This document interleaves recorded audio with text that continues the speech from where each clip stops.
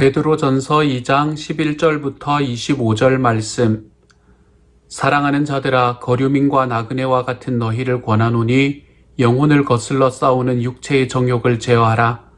너희가 이방인 중에서 행실을 선하게 가져 너희를 악행한다고 비방하는 자들로 하여금 너희 선한 일을 보고 오시는 날에 하나님께 영광을 돌리게 하려 함이라.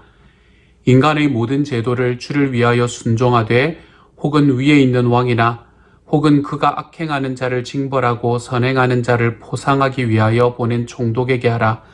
곧 선행으로 어리석은 사람들이 무식한 말을 막으시는 것이라.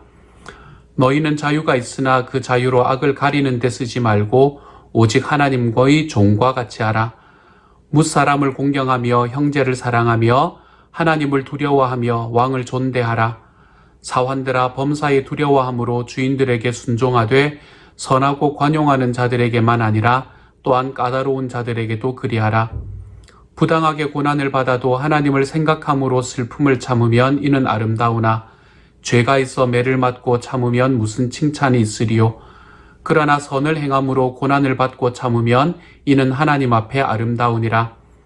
이를 위하여 너희가 부르심을 받았으니 그리스도도 너희를 위하여 고난을 받으사 너희에게 본을 끼쳐 그 자취를 따라오게 하려 하셨느니라. 그는 죄를 범하지 아니하시고 그 입에 거짓도 없으시며 욕을 당하시되 맞대어 욕하지 아니하시고 고난을 당하시되 위협하지 아니하시고 오직 공의로 심판하시는 이에게 부탁하시며 친히 나무에 달려 그 몸으로 우리 죄를 담당하셨으니 이는 우리로 죄에 대하여 죽고 의에 대하여 살게 하려 하심이라. 그가 채찍에 맞음으로 너희는 나음을 얻었나니 너희가 전에는 양과 같이 길을 잃었더니 이제는 너희 영혼의 목자와 감독 되신 이에게 돌아왔느니라. 아멘. 우리가 이 땅을 살아가면서 우리의 정체성이 무엇인지를 아는 것은 얼마나 소중한 일인지 모릅니다. 우리 안에 계시는 어떤 분들은 한국인으로서 미국에 거주하고 계시고 어떤 분들은 이제는 미국의 시민권을 따서 미국인으로서 미국에 거주하고 계십니다. 이처럼 이 나라가 가진 그 나라로 인한 우리의 정체성을 아는 것도 중요하지만 우리들의 삶 속에서는 내가 하나님의 자녀로서 이 땅을 살아가며 나는 어떤 정체성을 지니고 있는가라는 것을 아는 것이 얼마나 중요한 일인지 모릅니다. 나치시대의 유대인들이 있었습니다. 나치시대의 유대인들은 가슴에 노란 별을 달고 다녔다고 이야기합니다. 노란 별은 유대인의 상징이었거든요. 1933년부터 1945년까지 그 별들 중에서 600만 개의 별이 졌다고 합니다. 그렇지만 그렇게 많은 사람들이 죽었음에도 살아남은 자들은 다시 뿌리를 내리기 시작합니다. 유대인들은 어떤 환경에서도 유대인답게 살아야 한다라는 자기 정체성을 기반으로 수천 년간 흩어져 살다가 그들은 그들의 정체성을 다시 한번 확인할 수 있는 나라를 1948년에 건설하게 되지요.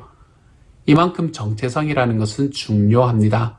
정체성을 가지고 있는 사람들은 자기들이 지금 가지고 있는 현찰이 없다고 하더라도 그들이 나라가 없고 그들이 가지고 있는 민족이 다 흩어져 있다고 하더라도 정체성을 잃지 않은 나라는 이처럼 다시금 세워질 수 있기 때문입니다. 대한민국도 그에 못지않은 정체성을 가지고 있는 것 같습니다. 우리는 우리라는 이 공동체가 소중한 그러한 나라, 그러한 민족입니다. 그렇기 때문에 우리는 우리가 함께 가지고 있는 이 정체성을 우리들의 민족의 이 중심에 삼고 오랫동안 살아왔었고 그 과정 속에서 힘들고 어려운 시기를 참 많이 넘겼고 주변에 있는 나라들, 강대한 나라들의 침략도 많이 받았지만 그 가운데서 한민족이라는 이 정체성을 끝까지 지켜내므로 지금의 대한민국을 만들 수 있었던 것이 사실이지요. 우리의 성도들도 마찬가지입니다. 우리가 하나님에게로 부름받은 성도들도 본래부터 이 세상과는 어울릴 수 없는 삶을 살아가는 게 성도의 삶의 특징입니다. 또한 하나님께서는 우리에게 성도로서 이 땅을 살아가며 이 땅과 어울려서 살아서도 안 된다라고 이야기하기도 하십니다. 우리가 이 세상을 살아가지만 이 세상에 동화되지 않고 하나님의 자녀로 살아간다라고 이야기하는 그것은 성도로서의 자기 정체성을 분명하게 세우는 일과 일맥상통합니다. 그렇다면 우리는 이 성도로서의 자기 정체성을 어떻게 알고 있어야 할까요?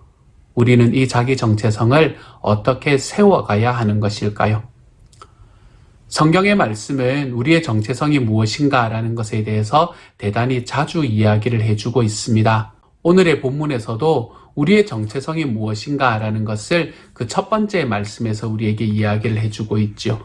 오늘의 첫 번째 말씀 11절의 말씀은 우리에게 이렇게 말하지 않습니까? 사랑하는 자들아 거류민과 나그네 같은 너희를 권하노니 라고 이야기하지 않습니까? 여기에서는 우리의 정체성이 무엇인가라는 것을 먼저 이야기해주고 시작합니다. 무엇이라고 말하나요?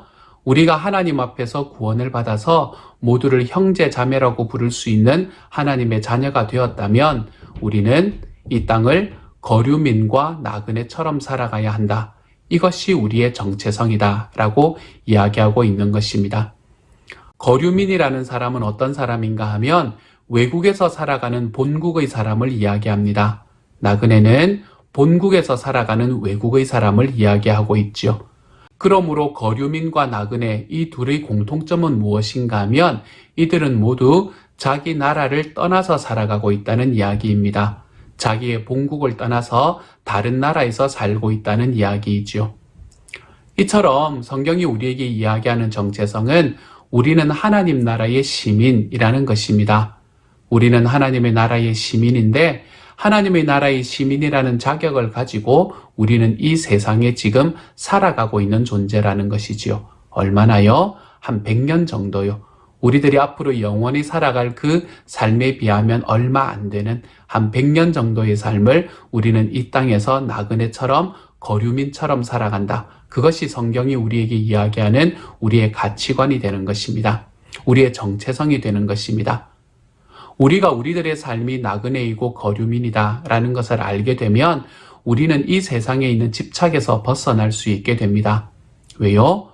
우리는 본향으로 돌아갈 사람이라는 것을 모두 다 알기 때문에요. 우리는 본국으로 돌아갈 사람이고 정말로 이 땅에서의 모든 일이 다 끝이 나면 우리는 하나님께서 우리에게 주신 그 땅으로 다시 돌아갈 사람이라는 것을 우리는 다 알고 있기 때문에 이 땅에서의 욕망과 욕심에서 벗어나는 삶을 살아갈 수 있게 됩니다.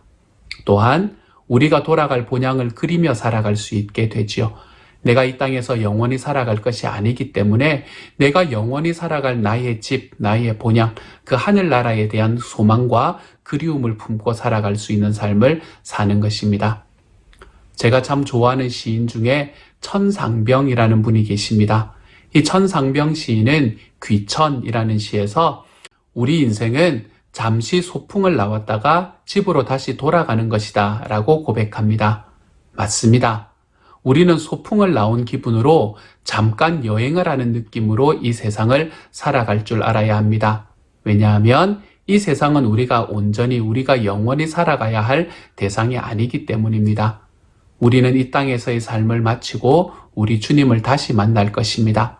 우리는 이 땅에서의 삶을 마치고 우리들의 본향인 그곳으로 다시 돌아가게 될 것입니다.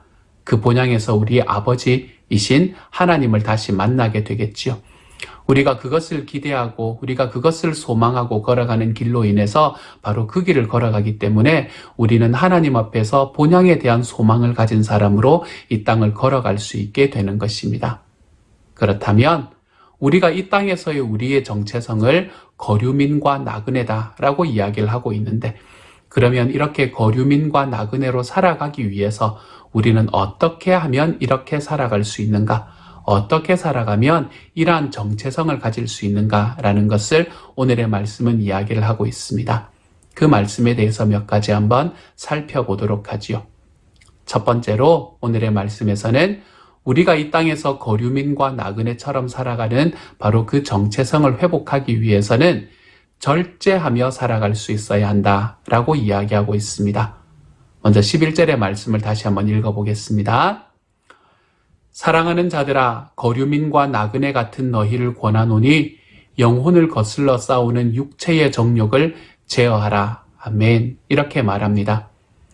여기서 우리가 거류민과 나그네처럼 살기 위해서 제어해야 되는 것이 한 가지가 있다고 이야기하는데 그것이 육체의 정욕이다 라고 말하고 있죠. 그리스도인으로서 우리가 이 땅을 살아갈 때에 우리들의 삶에는 세 가지의 큰 적이 있다라고 이야기합니다. 하나의 적은 사탄이라는 적이고요. 또 하나의 적은 세상이라는 적이고요. 그리고 마지막은 정욕이라는 나 자신이라는 바로 그 적입니다. 사탄과 세상은 우리의 바깥에 있어서 우리와 싸우는 것입니다. 그렇지만 나 자신, 정욕이라고 하는 것은 우리의 안에 있어서 우리와 싸우는 것이 되는 것이지요. 안에 있는 적은 밖에 있는 적보다 어쩌면 더 치명적일 수 있습니다. 왜냐하면 밖에 있는 적은 눈에 보이지만 안에 있는 적은 눈에 보이지 않기 때문입니다. 그렇기 때문에 우리가 바깥과의 전쟁에서 승리를 하려면 언제나 내부의 결속을 다지는 것이 중요합니다.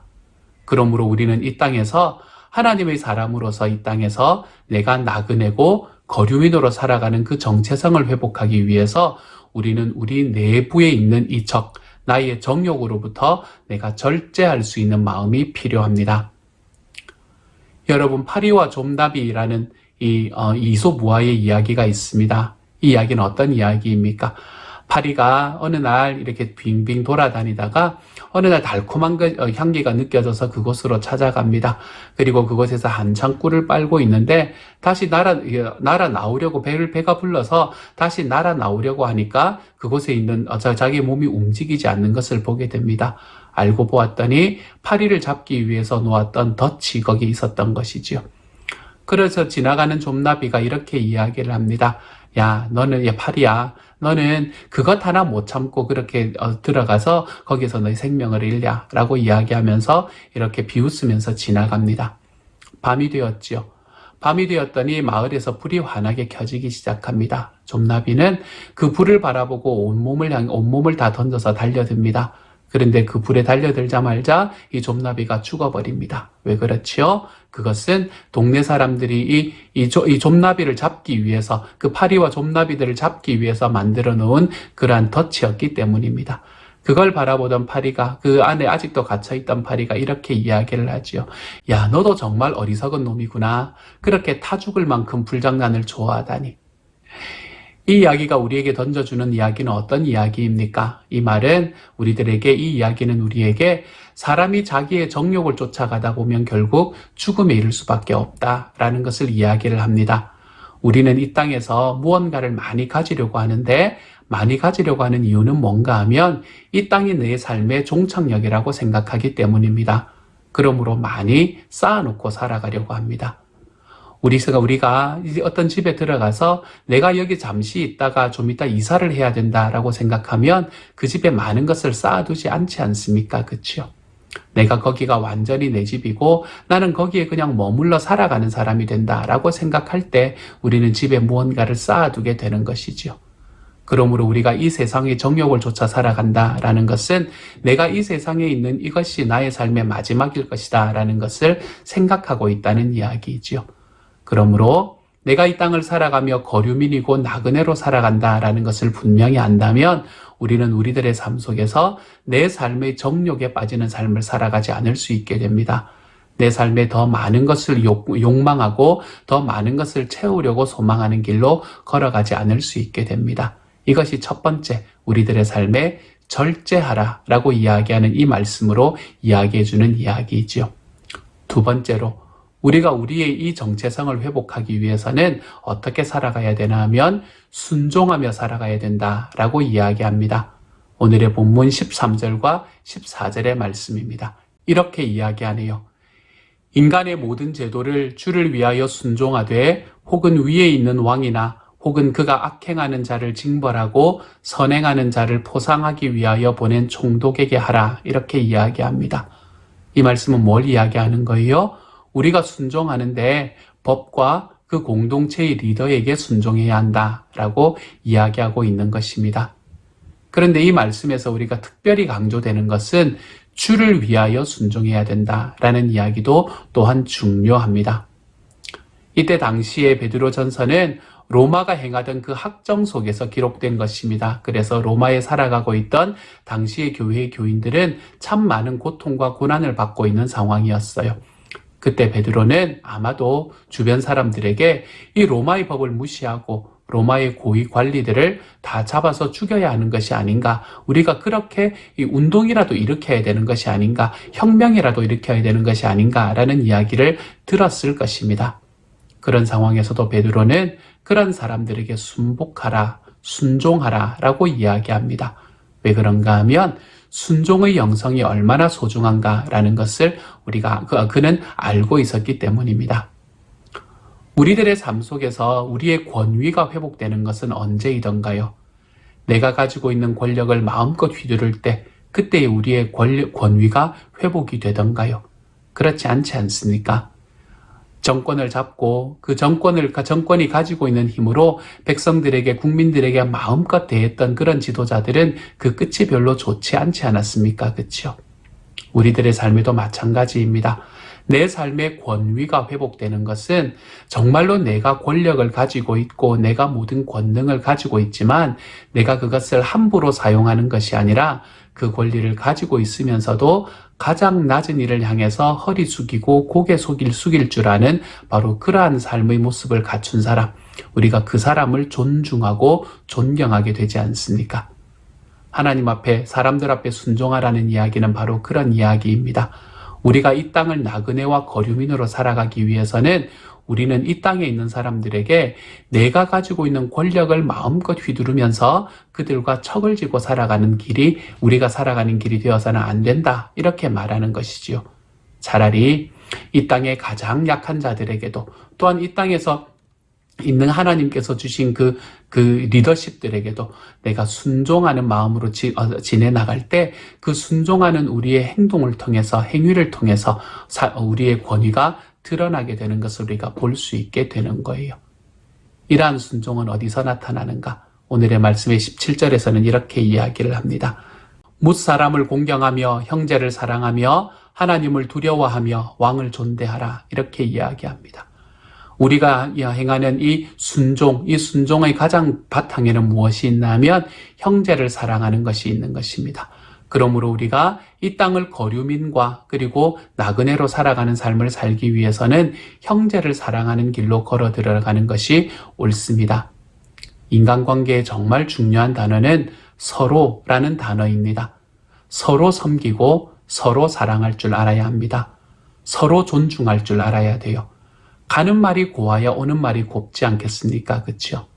그렇기 때문에 우리들의 삶에서 정말 내가 존중받기 위해서는 다른 이들을 존중해 줄 줄 알아야 되고, 내가 이 땅에서 살아가는 삶이 정말로 내 삶의 전부가 아니라 내 주님 앞으로 가는 바로 그 과정이라는 것을 안다면 우리는 서로 우리의 관계를 세워나가는, 그래서 우리의 삶이 더 행복해지는 관계로 나아가야 되지 않겠습니까?